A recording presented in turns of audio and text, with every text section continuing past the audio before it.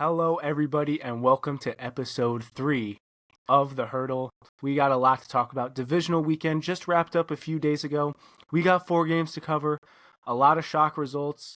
My Super Bowl prediction is busted, and now we got some big news. But first of all, we're going to talk about probably the most calm game of the weekend, the most predictable, the most basic, maybe the most frustrating of all.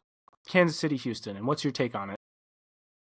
In all honesty, Kansas City was the better team.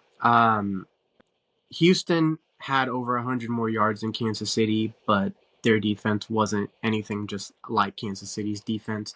Stroud had himself a good game, 245 yards on 19 to 28. Joe Mixon had a big game. Um, Everything came down to Travis Kelce Mahomes connection. Kelce had 117 of Mahomes' 177 passing yards, including some big plays. There's been a lot of speculation about refs in this game. I went back, I looked at some of the plays. I didn't fully agree with the roughing, not the roughing the passer call, but the late hit call on Mahomes where he gave himself up. Two Texans players came in. They hit each other instead of really hitting Mahomes. Mahomes wasn't even really touched. But at the same time, I don't think there's anything going on like the refs are genuinely trying to help Kansas City because there was a lot of bad calls this weekend.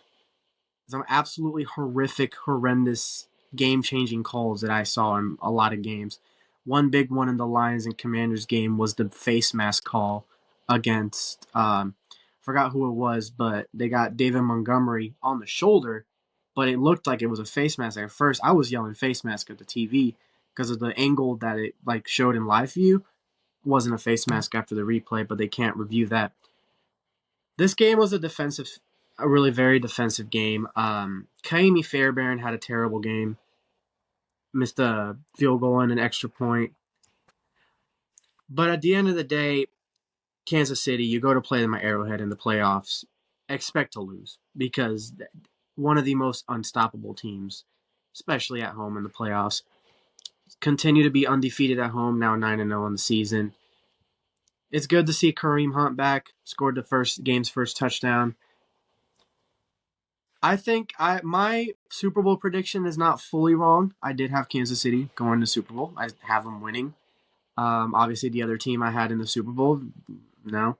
Oh, we're gonna But get to them. we will get to that. You guys are going to We are enjoy going a to little get to bit of. them. And just bouncing off of you with Kansas City, I mean, you have to play perfect to win an Arrowhead. I mean, you saw a few years ago when the Bengals did win in Arrowhead, they had a perfect half.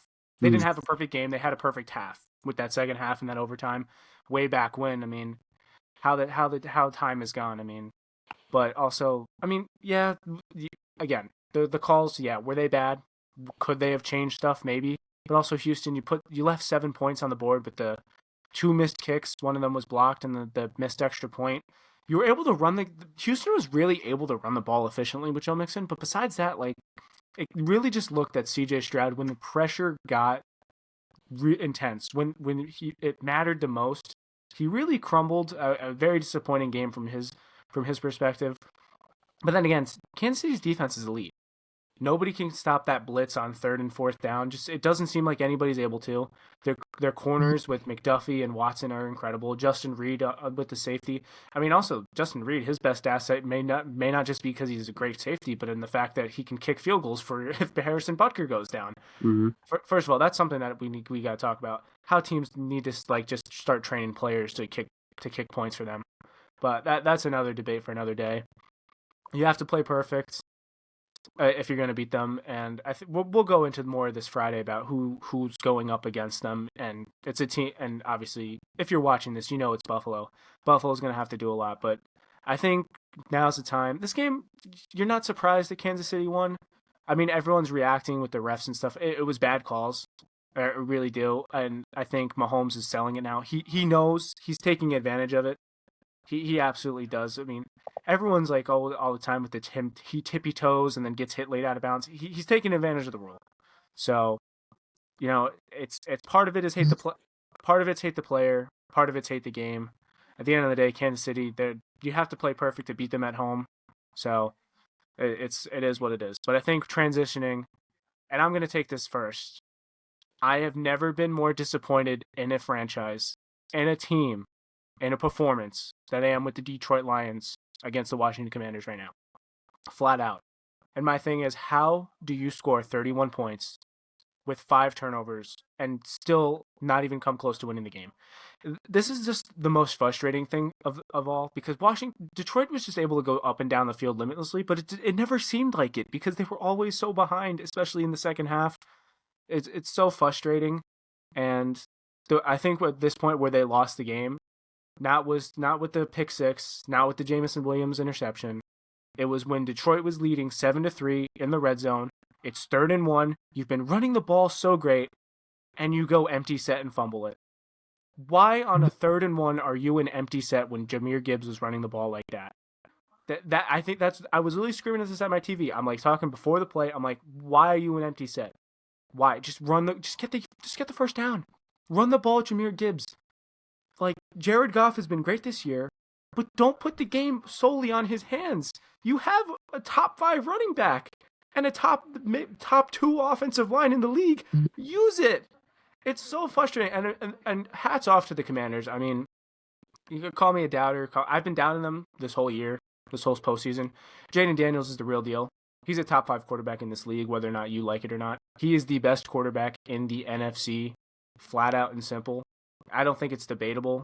I really don't. Just maybe that just says more about the lack of quarterbacks in the NFC. But holy cow, this man is here, and this man is here to stay. And if you're a fan of a team in the NFC East, especially if you're a Giants or a Cowboys fan, this is just rough. It's rough. It's not just rough watching 2 teams that you hate in the conference championship, but the fact that you're going to have to deal with Jaden Daniels for the next 15 years. It's absolutely brutal. Congratulations to them. They really stepped up. I mean, they converted almost, I think, every 4th down besides that first one. They were flat out incredible. Hats off. This is performance of the week. This is, if by a team, this is performance of the week. I think we'll go into more of our player of the week. Obviously, we all know who the player of the week is going to be. We'll mention his name later in the show. But take it away, because I can't speak anymore about this. I'm too frustrated. Let me statistically analyze this game a little bit, just to kind of pinpoint where Detroit went wrong in this game.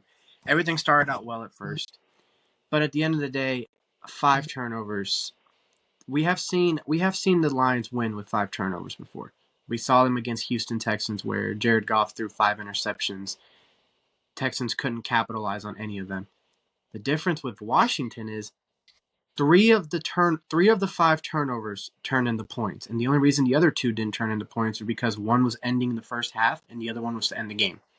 The only 2 reasons that those 2. 3 of those turnovers were in the red zone. The end of the half interception and red zone. The end of the game interception, red zone. And like you said, the fumble was pretty much in the red zone. The pick 6, horribly overthrown.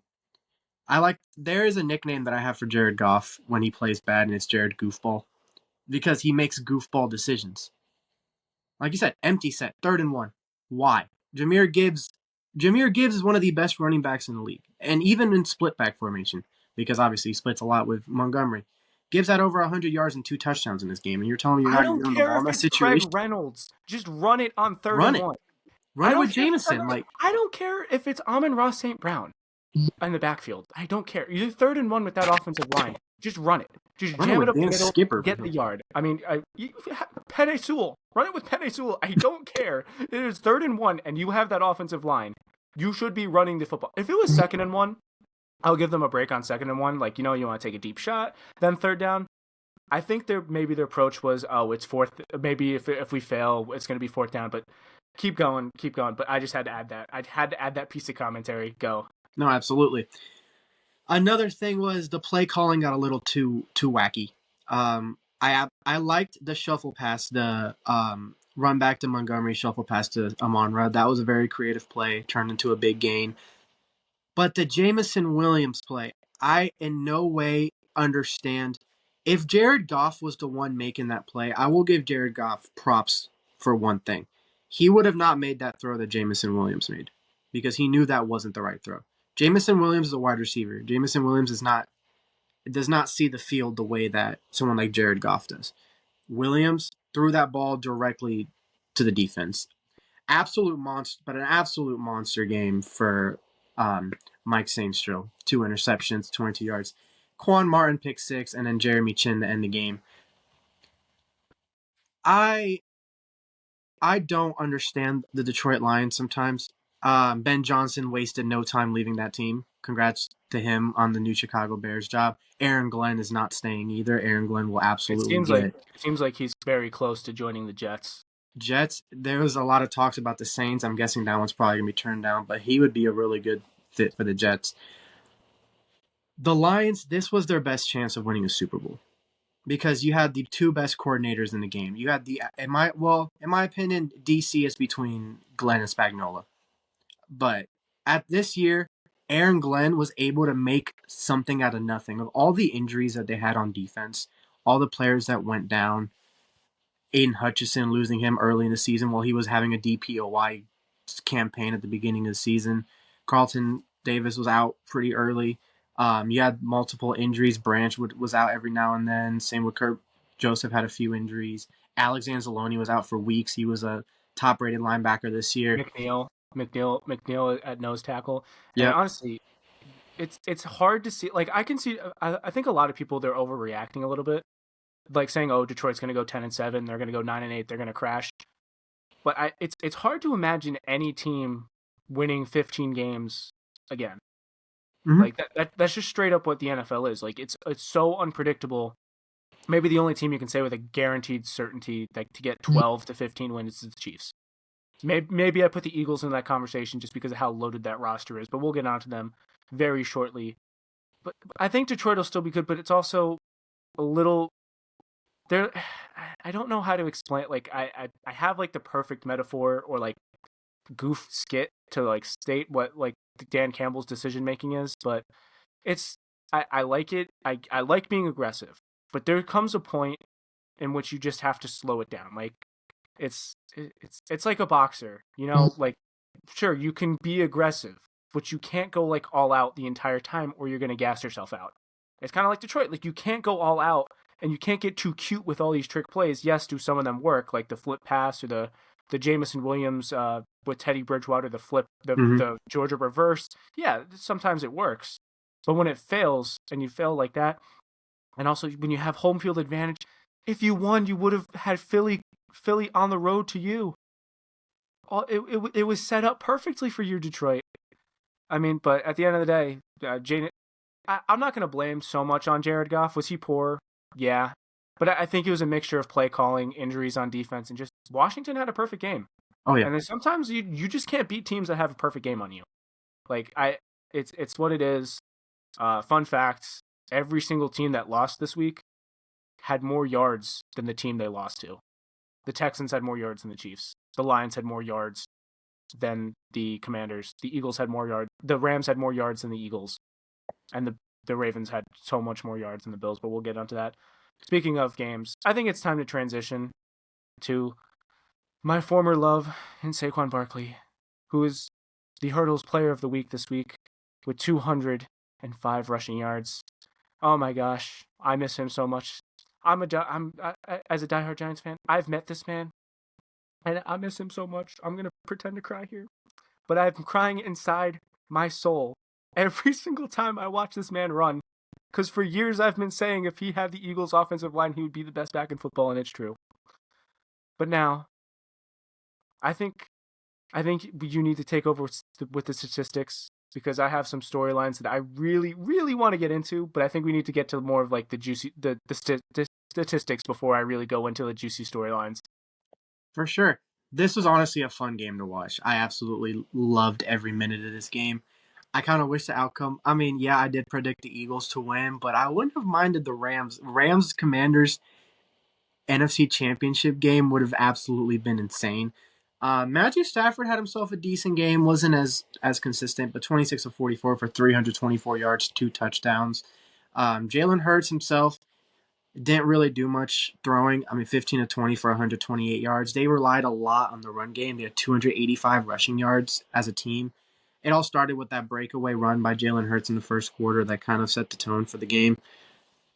But I am a little worried for the Eagles in the NFC Championship game because of their passing game. I understand that Saquon, he finds one hole, he's gone. That's what it was. Both his touchdowns found one hole. They're out of there. But a monstrous game from Puka Nakua, decent game from Cooper Kupp. Demarcus Robinson had a few drops in there that should have. But Darius Slay was locking some people up. I will say though, for Demarcus Robinson, he had that nasty catch where he ripped it out of Isaiah Rogers' Oh hands. He yeah, was like, "Give me that, it's mine." But yeah, no, I mean this was definitely a unique game from perspectives, and I think a question that I want to ask you is, do you love snow games? Because I see a lot of like hot and cold of this. I see people like myself that think snow games are awesome and like we need to keep having outdoor stadiums so that we can have them. And then I see a huge large community that are like, no, everything should be in a dome, controlled environment. Snow games are a mess. Everyone's slipping around. We shouldn't have this. So what do you think of what do you think? I You love for them. snow or against snow? I absolutely love them. I love this game. I love the snow. I played football. I loved playing in the snow. I thought it was always super fun. Um, but the big thing about snow games, there's going to be a lot of fumbles. Obviously, both teams had two fumbles. Um, no, actually, LA had three. Stafford had two fumbles. Well, one of them was lost. At the end of the day, turnovers matter, and we know this. Rams had more turnovers than the Eagles. Eagles ended up capitalizing, won the game. Good defensive performance by the Eagles too. I thought the Rams played above what their standards were in this game. I don't think a lot of people would have guessed that the Rams would have been close. They were one pass away. Stafford overthrew it, but the O line gave out on him. Third down and go 3rd and 10. Third and two. I think it was third and two. It was Was third it and third and two. two? Might have been 3rd and 2. Yeah. It was third and two because And Jalen Carter just has a wide open lane in the middle and just oh yeah, absolutely crushes Stafford.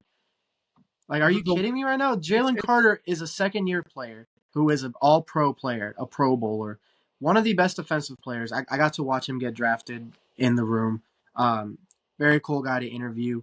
I knew he was going to be that guy, especially some teams were passing on him just because of some stuff that happened in yeah, Georgia, of course.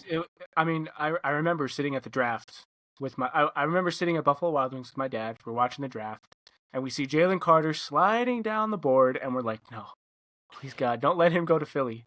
Don't let him go to Philly. And as soon as he went to Philly, every Giants fan and everyone in the building, everyone in the building, equally at the same time went slapped their head on their face because we knew the incident with the speed racing and the loss of his friend.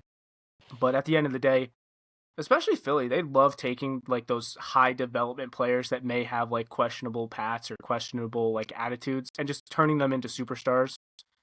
Jalen Carter's definitely one edge rusher to talk about, but I think we have to go on the other side and talk about my man, Jared Verse. Jared Verse, I Oh think, has man, maybe become my one of my favorite players in the NFL this past week. Not just because he's from around, he went to UAlbany, which is near the school I go to.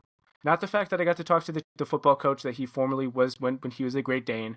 Not just because he's a great story, because he is an awesome person. I love this. I love his quote of "I hate Eagles fans. They're so annoying. When I see that green and white, it makes me so hot." I absolutely love it. They played into it. I mean, obviously at the end he was chilling with them, like messing around. I love the pregame with Jalen Carter with the game checks, the 77K. Absolutely love it. And he showed up with the gladiator celebration after every sack. Absolutely love it. Absolutely loved it. Jared Verse, and he talked it too. And he walked the walk and he talked the talk because those two sacks, all those pressures. I mean, dude is a monster. Him and Braden Fisk are incredible, and the fact that they're teammates, they're like best friends on that defensive line. You can't replace Aaron Donald, but the Rams did as much as they could, and they now you have two great players to miss your Hall of Fame all world defensive talent. I mean, imagine if Aaron Donald was still on this defensive line. Just imagine.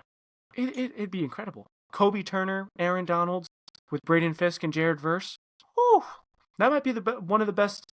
That might be the best front seven if Aaron Donald did not retire. At the moment, yes. I'll say front. If we're talking big front sevens, we got to go with the early 2000s Bucks with Simeon, Rice, Warren Sapp, I would Derrick say Rose. right now in the But right league, like now, right yeah, now, absolutely, that would be the best. maybe Philly could contend with Sweat. Speaking of someone, I think that doesn't get enough attention is Nolan Smith. Nolan Smith is a dog, Mm-hmm. straight up, and that's the thing with the Eagles too. They just develop their talent so well. Like Nolan Smith last year, he didn't really do a lot, didn't really do too much, and then now you really see the athleticism and why everyone was like crediting Howie Roseman when they drafted him. Saquon Barkley's an absolute monster. Simple. He is the gift from God for that or for the NFL, and it hurts my soul. It hurts my soul every time I see him in that Eagles green. But it is it is I couldn't be happier for the guy. He's breaking records. I honestly, a part of me just for the irony should have, as a Giants fan, just to stick the finger up to Mara, just to see him break the record, Dickerson's record. But one thing I do want to talk about too, yeah, Jalen Hurts hasn't been the best, but he hasn't turned the ball over. Mm. They don't 2022 Jalen Hurts had to be Superman for the Eagles to win the Super Bowl or get far. They don't need him to be Superman. They need him to be Jimmy Olsen. They just need him to take some pictures on the sideline and hand the ball off to Superman, who is Saquon Barkley.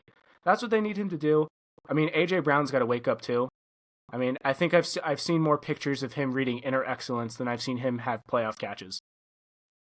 It is what it is. So I think Philly. I think this is a solid win. I do think are some concerns. I do think the snow really helped them win because when it was 15-16, Hurts was injured and LA had the ball before Kyron fumbled. Like all the momentum was with the Rams. So without those fumbles, it is concerning that with 4 minutes left, you were up by double digits. You almost choked it. But as we'll get into on Friday, I don't really know if I'm too concerned with them again. And especially with a rematch against Washington, everyone's talking about how Washington beat them a few weeks ago. Remember, there was a lot of factors in why Washington won that game. A, Jalen Hurts went down. B, Devonta Smith dropped the pass on 3rd and 3 that would have won the game. So we'll go more deep into that. But I think the Rams are going to be here to stay for a while. I think they're the best team in that division by far. They got the best coach in the division. They got I think probably the best quarterback, the best receiver, probably the best defense. I mean, it's the Rams are going to be here to stay for a while. So I think it's time to transition to the final game. Baltimore versus Buffalo. And we both get L's of the week for picking the Ravens. Go into it. You said the word drop, and I saw a bunch of Ravens fans fall to their knees right now. Mark Andrews. What can I say about the absolute horrific game that I watched from a top 5 tight end in the league? And in just a scenario that you're supposed to have potentially the game of your life. He had five receptions for 61 yards. Whoop-de-doo. That fumble, first of all, you are the biggest dude in that little area. You're around linebackers, safeties. And instead, you got the first down. Get down. Why are you running to the outside? Go forward. With the ball not even tucked in. Why are you cutting? You could have ran 5 extra yards. He had an open lane in front of him, and he ran out. Easy strip for Terrell Bernard. Easy recovery. And don't even get me started on the 2-point conversion. There is just no words to describe the easiest catch of your life to tie this game, send it to overtime. And with the Bills complaining about a few years ago, the overtime rules are different now. But just the easiest situation, and you drop the ball. The announcers went crazy. I think everybody in the country went crazy. Also, this was one of Lamar Jackson's worst games. I'm not going to lie. The first half was abysmal. 2 turnovers by him. The fumble was, I can't even explain. It was one of the worst fumbles I've ever seen a quarterback commit. Really? This is why I have a little bit of an issue with the new era of quarterbacks that hate taking sacks. we saw Matthew Stafford the game before with the Jalen Carter. He didn't try to make a move. He didn't try to force the ball out. Took the sack. Peyton Manning, Tom Brady, Drew Brees. Why were their careers so long? Why were they so successful? When a 300-pound dude is on you, fall. Don't try to make a play. They're not mobile quarterbacks. So they didn't try to make a play. Lamar Jackson, we know he's a mobile quarterback. We know he tries to make something out of nothing. But this time, he pooped. He made poop out of nothing. It was awful. Yeah. I thought it was a terrible fumble. You might disagree. I thought it The was only one of the worst fumbles I have seen. You just the got to only figure out the situation you're in. You're in the playoffs. You're about to get sacked. You don't have room for error. Get down. Don't fumble the ball. No, and that first half was abysmal. The one thing I will say with the fumble, the snap was super high. It was just a bad play by Baltimore overall. The pick was unexcusable. Oh, yeah. The second half, Lamar was fantastic. It was the Lamar that we've been expecting. And I'm not going to go into the narrative. It seems like there's a split narrative of everyone defending Lamar or everyone hating on Lamar. We all know Lamar's playoff struggles. I think no one says it better than him himself in that press conference. I'm not going to I think I don't doubt him as much as I say with last year. I think last year was worse with the AFC Championship than this year. I just think Josh Allen just played the better game. And we all knew this Oh, game yeah. was going to come down to what quarterback was going to play the better game, and it was Josh Allen. And I'll give them credit. But for Baltimore as a whole, I'm not even going to rip into Mark Andrews. We all know how bad of a game that was. We all know how he's feeling. That might be his last ever play as a Raven, which is tragic. Like Baltimore, every single year, they have so much talent. And I think I said this myself in the last episode. Baltimore will not succeed in the playoffs if Baltimore does it to themselves. And they do it to themselves every single goddamn year. Every single year. I mean, this year, it was the Mark Andrews plays and the Lamar and the fumble and the interception. Last year, it was Zay Flowers with the taunting and the fumble on the goal line. The year before, it was the Tyler Huntley QB sneak where he dove the ball over and fumbled it. I mean, how many times is this going to happen? Every single, the Ravens, they're the best in the league at finding ways to beat themselves. And this happens in the regular season so many, the beginning of the year, they were up by double digits against the Raiders at home, lost the game. The Chiefs game with the toe. I mean, the Eagles game with Justin Tucker missing all the kicks. The first Steelers game with Justin Tucker missing all those kicks. The Giants game a few years ago at MetLife, where they were up 20-10 on Daniel Jones and found a way to lose. Sidetrack, that was the best ever game I think I've ever been to, the most fun I've ever been to. But Baltimore just stopped beating themselves. We haven't even talked about Buffalo yet because just how much Baltimore beats themselves. I think that's the saddest part. But for Buffalo, a fantastic game. Defense made the plays that it needed to play. Offense didn't turn over the ball. James Cook was efficient. Josh Allen was pretty good. He was damn good. I would say he was Superman. He wasn't incredible by any means, I think. But he made the plays that needed to happen. And at the end of the day, if you make the plays that need to happen, you're going to most likely win the game. I'm excited to see Josh Allen versus Patrick Mahomes again. I am scared that this is going to be Groundhog Day all over again. But we'll go more into that. So, any last remarks for this game? I just think it's funny how the Buffalo Bills won this game with 273 total yards. That's actually a very funny statistic. To And be Baltimore fair, had 500. Baltimore almost had 500. yeah, Baltimore almost had 500 yards. This is inexcusable. I'm sorry. This is inexcusable. How they consistently beat themselves. I've said it. I'm beating this with a dead horse right now. I just transitioned from the bat, and now I have a shotgun over this dead horse, and I'm unloading the entire clip. Something has to happen. I'm not saying fire John Harbaugh. I'm not saying get rid of something. Just I don't know what has to happen internally. I don't know if they need to go on a vacation altogether. I don't know if they need to hire some spiritual witch doctor from Zimbabwe to get their playoff demons out. But they need something. I don't know what it is, because they consistently have one of the best.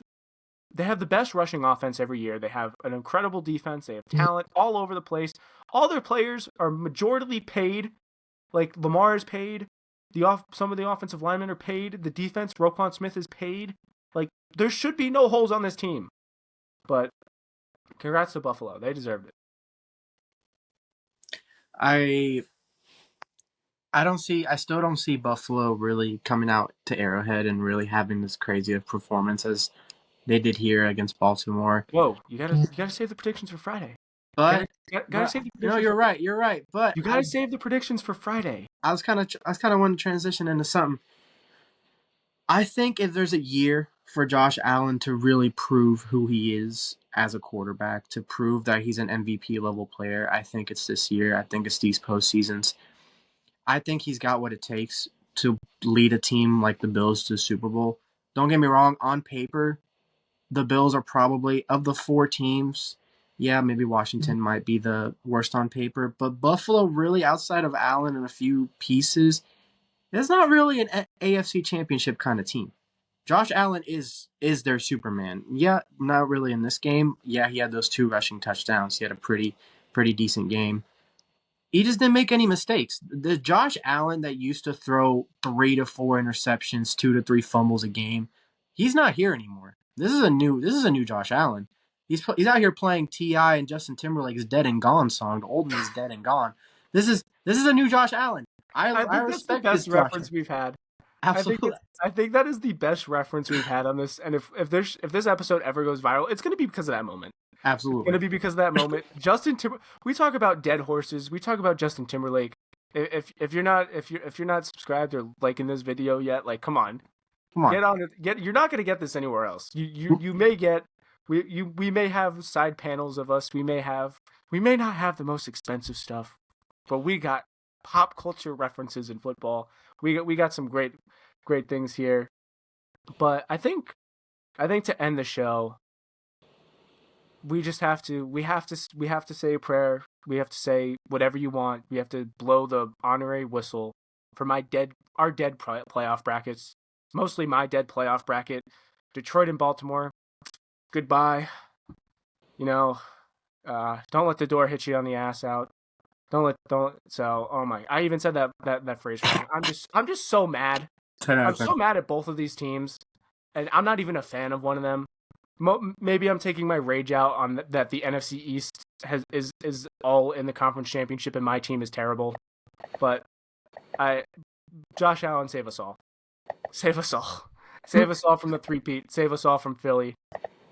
Just save us all. That's all I'm gonna say. Thank you for watching The Hurdle. Any last comments? Build the Jaden Daniel statue soon, Washington. You're gonna need it. That's the perfect way to end the show. Build that statue. Build that goddamn statue. And please don't make it look like Dwayne Wade. Or don't make it look like Tony Cruz with Man City too. Or the Cristiano Ronaldo one a few years ago. The face of. Yeah. Build that goddamn statue. Thank you all for watching. Look out for our next episode soon. CapCut is finally back thanks to the US, so we're finally able to start making some short-term content. I'm excited for the future, but stay in the hurdle and Washington build that goddamn statue. Yes, sir.